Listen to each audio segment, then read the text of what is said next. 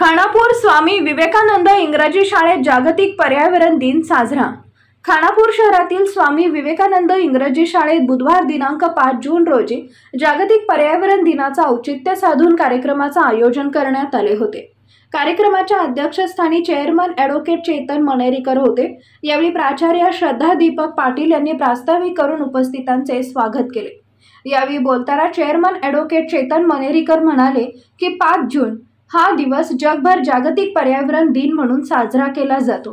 पर्यावरणाविषयी जागृती व्हावी, वृक्षारोपण मोठ्या प्रमाणात होऊन पर्यावरणाचा समतोल साधावा, जलसंवर्धन व्हावे, प्लास्टिकचा वापर कमी व्हावा या उद्देशाने हा दिन जगभर साजरा केला जातो असं सांगून त्यांनी खानापूर येथील स्वामी विवेकानंद इंग्रजी माध्यम शाळेत जागतिक पर्यावरण दिनानिमित्त विद्यार्थ्यांनी स्वयंस्फूर्तीने फळझाडे, फुलझाडे आणून शाळेच्या आवारात उत्साहाने रोपण केले।